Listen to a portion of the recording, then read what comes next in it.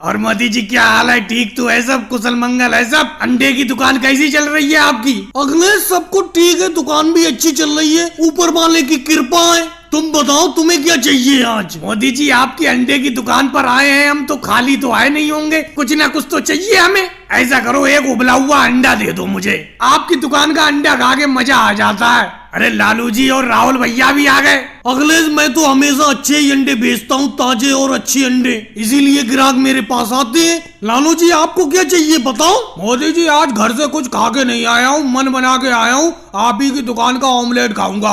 2 अंडों का ऑमलेट बना दो ब्रेड लगा के। लालू जी आज ऐसा ऑमलेट बना के दूंगा तुम भी उंगलियां चाटते रहोगे। और राहुल जी तुम कैसे खड़े हो? तुम नहीं बोल रहे हो, बड़ा चुपचाप खड़े हो आज तुम। इस बार तो तुम्हारी फसल बहुत ही अच्छी हुई है और फिर भी तुम मेरी दुकान पे आके कुछ अंडे वंडे खा ही नहीं रहे हो। मोदी जी एक बात बताओ, अगर मेरी फसल अच्छी हुई है तो क्या फसल की सारी कमाई आपके अंडों पर खत्म कर दूं? कल तो मैं आपकी दुकान से 1 अंडा खा कर गया था, आज मैं अंडा नहीं खाऊंगा। चाउमीन दे दो 1 प्लेट बना के। ये बहुत अच्छा है, आप अंडों के साथ साथ चाउमीन भी बेचते हो, और मिर्ची वाली खट्टी वाली चटनी डालना चाउमीन पर। मीठी चटनी मुझे कोई खास पसंद नहीं है। राहुल तुमसे कोई मजाक में भी बात कर दो तो तुम तो भड़क पड़ते हो। अरे मैंने यही तो कहा इस बार तुम्हारी फसल की अच्छी पैदावार हुई है, ये थोड़ी का कि सारी फसल की कमाई मेरे अंडों पर खत्म कर दो। ये कह रहा हूँ 2-4 अंडे रोज खा लिया करो मेरी दुकान से। ताजे मुर्गी के अंडे खरीद के रोज लाता हूँ मैं शहर से। वो बात ठीक है मोदी जी, आप रोज अंडे ताजे ही लाते हो, मुझे पता है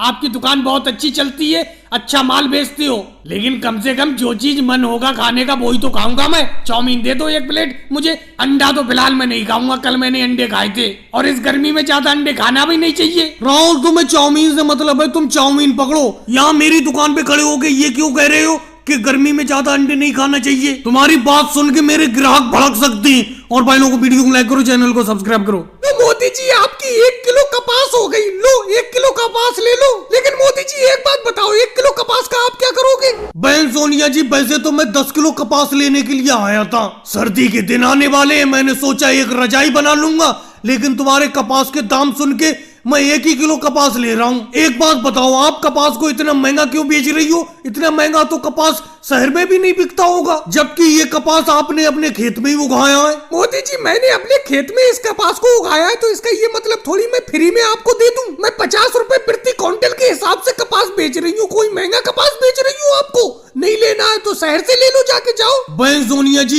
एक रजाई के लिए कपास लेने के लिए क्या मैं शहर जाऊँ 50 किलोमीटर दूर? मैंने सोचा आप ही के यहाँ से कपास खरीद लेता हूँ। अरे आपके 10 बीघा खेत में कपास की इस बार बहुत बड़ी पैदावार हुई है, कम से कम गांव वालों को तो कपास सस्ता बेच दिया करो। मोदी जी मेरे इस कपास को लेने के लिए शहर से बहुत सारे व्यापारी आ चुके हैं, लेकिन मैंने कपास बेचा नहीं है, इसीलिए तो नहीं बेचा है कि मैं गांव वालों को रजाई बनाने के लिए अगर कपास की जरूरत होगी तो मैं अपने ही पास से बेचती रहूंगी, नहीं तो गांव वालों को 50 किलोमीटर दूर शहर से कपास खरीद के लाना पड़ेगा। अरे ये भाई साहब कैसे चले आ रहे हैं अपनी तरफ? बहन सोनिया जी आपका नाम सुन के आया हूँ, मैंने सुना है आपके यहाँ कपास की बहुत बड़ी पैदावार हुई है। मेरा मतलब आपके 10 बीघा खेत में बहुत ज्यादा कपास पैदा हुई है।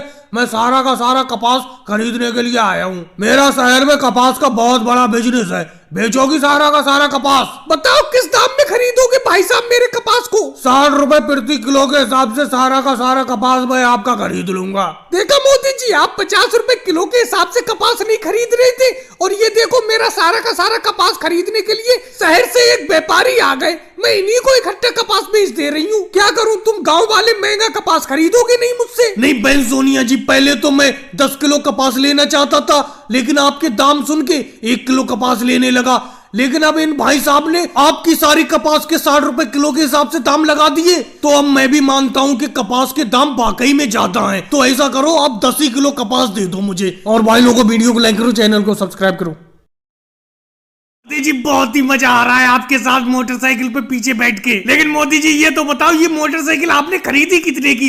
ये तो बहुत ही बड़ी मोटरसाइकिल है। अखिलेश इस मोटरसाइकिल को कोई मैंने खरीदा थोड़ी है, क्योंकि इस तरीके की लंबी मोटरसाइकिल कोई भी कंपनी बनाती ही नहीं है, इसे मैंने स्पेशल तरीके से बनवाया है। अब तुम देख ही रहे हो ये कितनी लंबी मोटरसाइकिल है, इस पे कम से कम 6-7 लोग आराम से बैठ जाते हैं, कोई भी दिक्कत नहीं होती है। मुझे तो बहुत ही मजा आ रहा है इस मोटरसाइकिल को चलाने में। आप बताओ, आपको इसकी सवारी करते हुए कैसा लग रहा है? अरे लालू जी आप बोलो, योगी जी आप कैसे चुप हो? मोदी जी मैं तो खुशी से झूम रहा हूँ, इस वजह से मेरे हाथ तो उठे हुए हैं। लेकिन मोदी जी एक बात तो पूछना चाहूंगा मैं आपसे, इस मोटरसाइकिल को बनवाने में कितना खर्चा आ गया?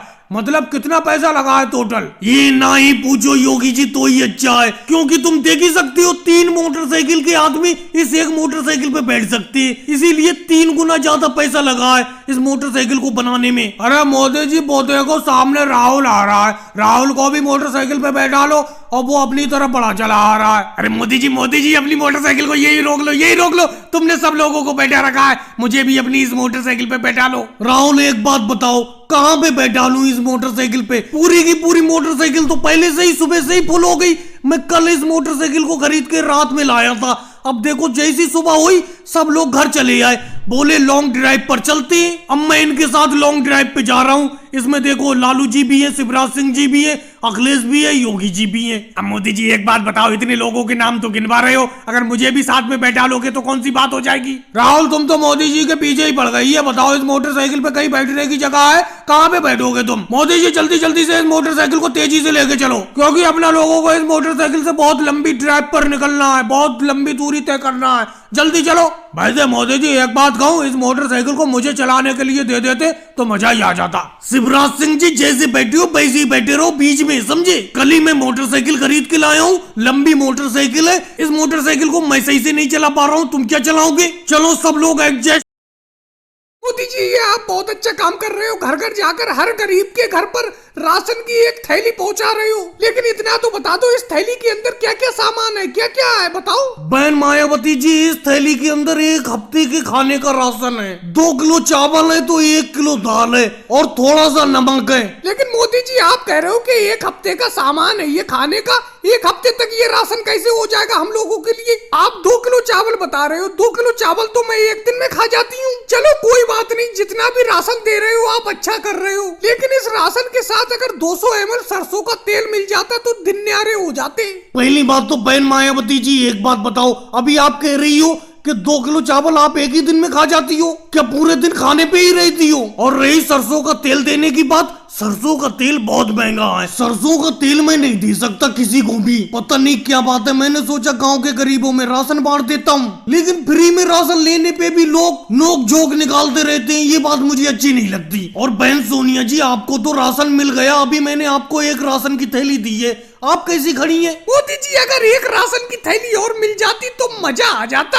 आपने मुझे 1 ही राशन की थैली तो दी है, बस 1 राशन की थैली और दे दो। बहन सोनिया जी कैसी बात करती हो, ये कोई भंडारे की पूड़ी थोड़ी है जो मैं टोकरी से उठा के तुम्हें दे दूंगा। अरे ये राशन की थैली है, सबको मैं एक ही 1 थैली दे रहा हूँ, किसी को डबल थैली नहीं दे रहा हूँ। अब आपको 1 थैली मिल गई, आप आराम से जाओ घर। केजरीवाल जी तुम ही समझाओ बहन सोनिया जी को, मैं सबको 1-1 राशन की थैली नहीं दे रहा हूँ। मोदी जी बोल तो आप सही रहे हो, लेकिन आपकी बात मानता कौन है? मैं तो पहले ही आपसे कह रहा था कि गांव में गरीबों के घर पे राशन बांटने का काम ही छोड़ दो। हालांकि राशन बांटने को मना नहीं कर रहा हूँ, राशन की जगह पर सबको 100-100 रुपए हर घर पे दे देते, किसी को कोई दिक्कत भी नहीं होती। हाँ केजरीवाल जी बिल्कुल तुम सही कह रहे हो, ये राशन की थैली अगर किसी को भी देते हो, अपना लोग उसे देते हो तो फ्री में है, लेकिन लेने वाला 100 सवाल करता है, कभी पूछता है कितनी चावल है इसके अंदर, कितना नून है, कितना नमक है। भाई लोगों वीडियो को लाइक करो, चैनल को सब्सक्राइब करो। बहन सोनिया जी ढोलक की ताल को थोड़ा हल्का रखिए, इतनी तेज क्यों बजा रही हो? आप पूरा का पूरा ध्यान मेरी बांसुरी की धुन पर रखिए। जब बांसुरी की धुन हल्के बजते हुए ढोलक के साथ मिलेगी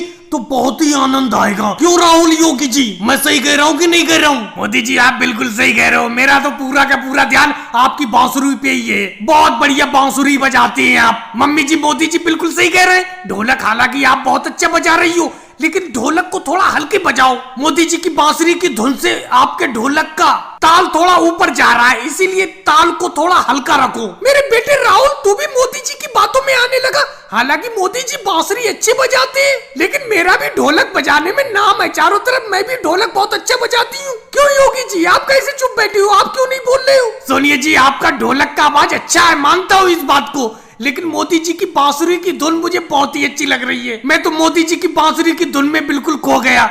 बहुत ही बढ़िया बांसुरी बजा रहे हैं मोदी जी। मोदी जी इस बांसुरी पे नागिन वाली धुन को ना बजाओ, बड़ा मजा आएगा सुनते हुए, बहुत मजा आएगा। योगी जी आप भी बेफालतू की बात कर रहे हो।